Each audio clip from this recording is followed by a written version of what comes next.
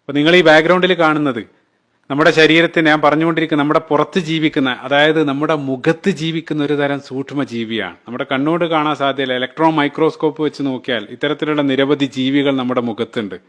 ഡിമോഡക്സ് mites എന്നുള്ള പേരിലാണ് ഇത് അറിയപ്പെടുന്നത്. അത് നമ്മുടെ മുഖത്തുള്ള ആ ചർമ്മത്തിന്റെ ആ സുഷിരങ്ങളിൽ, ആ സ്കിൻ പോറുകളുടെ അകത്താണ് അത് ജീവിക്കുന്നത്. അത് 14 ദിവസത്തെ ലൈഫ് സൈക്കിളാണ് അതിനുള്ളത്. അത് നമ്മുടെ ആ സ്കിന്നിനകത്തുള്ള ആ സീബം, അതായത് അവിടെയുള്ള ആ കൊഴുപ്പ് ഭക്ഷിച്ചിട്ടാണ് അത് ജീവിക്കുന്നത്.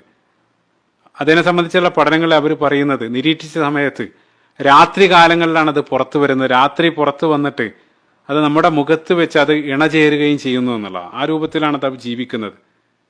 അത് നമ്മുടെ എല്ലാ മുഖത്ത് ഈ രൂപത്തിലുണ്ട് എന്നുള്ള. എത്രത്തോളം എന്ന് വെച്ചാൽ നമ്മുടെ ഓരോ സ്ക്വയർ സെന്റിമീറ്റർ ചർമ്മത്തിലും ബില്യൺ കണക്കിന് ഇതേ രൂപത്തിലുള്ള ബാക്ടീരിയകളാണ് നമ്മുടെ പുറം വശത്തുള്ളത്.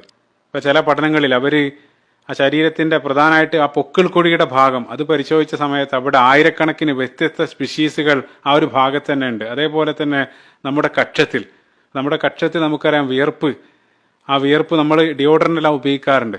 അത് വിചിത്രമായിട്ടുള്ളൊരു കാര്യം, യഥാർത്ഥത്തിൽ നമ്മുടെ ശരീരത്തിലെ ആ വിയർപ്പ് ഗ്രന്ഥികൾ, അപ്പോക്രൈൻ ഗ്രന്ഥികൾ ഉൽപ്പാദിപ്പിക്കുന്ന വിയർപ്പിന് യാതൊരു ഗന്ധവുമില്ല.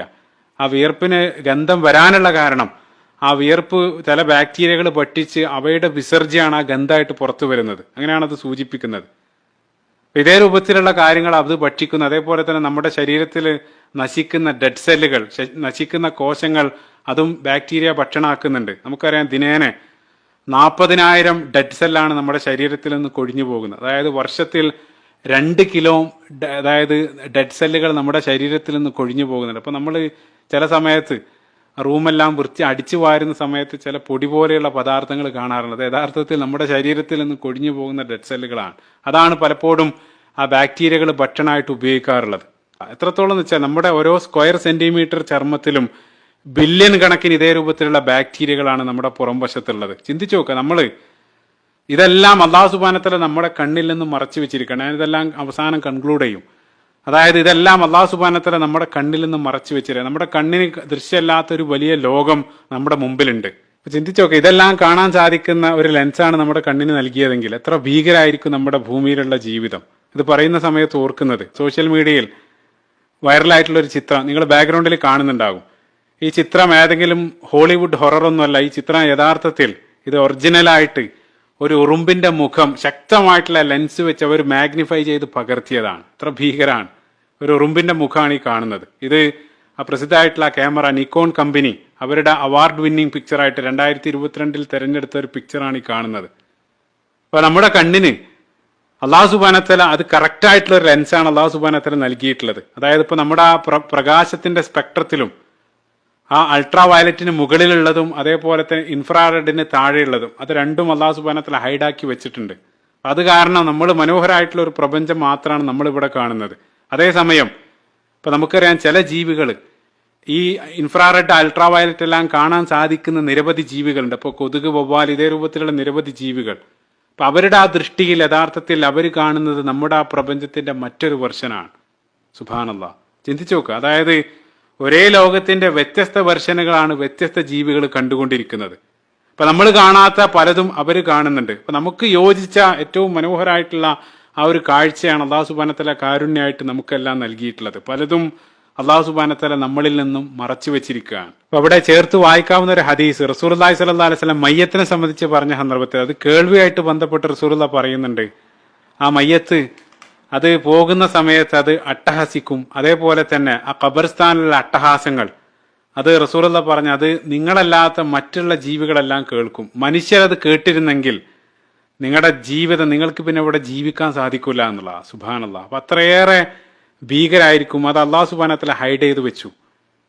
അത് അള്ളാഹിന്റെ കാരുണ്യമാണ്. അതേ രൂപത്തിൽ തന്നെ അത് കേൾവി മാത്രമല്ല, ഇതേ രൂപത്തിൽ നിരവധി കാഴ്ചകളും അല്ലാഹു സുബ്ഹാനഹു വ തആല നമ്മളിൽ നിന്ന് മറച്ചു വെച്ചിട്ടുണ്ട്. ഇപ്പൊ എത്രത്തോളം എന്ന് വെച്ചാൽ ഇപ്പൊ അടുത്ത കാലത്ത് വായിച്ചൊരു കാര്യം ഓർക്കുന്നുണ്ട്. ഇപ്പം മരണം പോലും എത്രയേറെ ജീവികളുണ്ട് ഭൂമിയിലുടനീളം, നിരവധി ജീവികൾ. പക്ഷേ ഈ ജീവജാലങ്ങൾ ചത്തു കിടക്കുന്നതെല്ലാം നമ്മൾ വളരെ അപൂർവമായിട്ടേ കാണാറുള്ളൂ.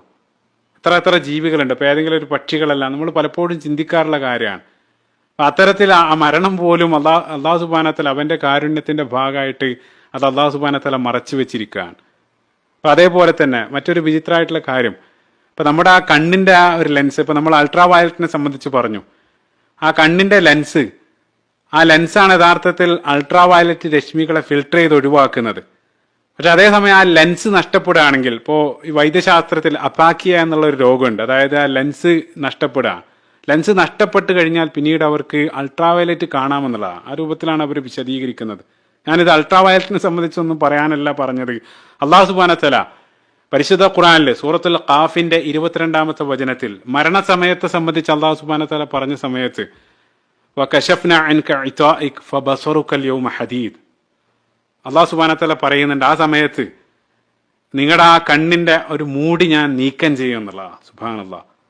ആ കണ്ണിന്റെ മൂടി നീക്കുന്നതോടുകൂടെ നിങ്ങളുടെ കാഴ്ച അത് ഇരുമ്പിനേക്കാൾ മൂർച്ചയുള്ളതാകും. കാരണം എന്താണെന്ന് വെച്ചാൽ നമ്മൾ അത്രയും കാലം കാണാതിരുന്ന ആ മലക്കുകളുടെ ലോകം, അത്തരത്തിലുള്ള ദൃഷ്ടികൾ, അതായത് പുതിയൊരു ലോകം നമ്മൾ കാണുമെന്നുള്ളതാണ്. അത് യഥാർത്ഥത്തിൽ ഇപ്പൊ നമ്മൾ ജീവിച്ചു കൊണ്ടിരിക്കുന്ന ആ ലോകത്ത് തന്നെ ഇതേ രൂപത്തിൽ നിരവധി, ഞാൻ നേരത്തെ വെർഷനുകളെ സംബന്ധിച്ച് പറഞ്ഞു, നമുക്ക് കാണാത്തതായിട്ട് പലതും മലക്കുകൾ ജിന്നുകളെല്ലാം അള്ളാഹു സുബ്ഹാനഹു വ തആല ഹൈഡ് ചെയ്ത് വെച്ചതാണ്. ഏതുപോലെ എന്ന് വെച്ചാൽ ഇതേ രൂപത്തിൽ നിരവധി ജീവികളെ അള്ളാഹു സുബ്ഹാനഹു വ തആല മറച്ചു വെച്ചതുപോലെ തന്നെ. ഇനി അവസാനമായിട്ട് ഈ ഒരു വിഷയം പഠിക്കാനുണ്ടായ ഒരു പ്രചോദനം കൂടെ സൂചിപ്പിക്കുകയാണ്.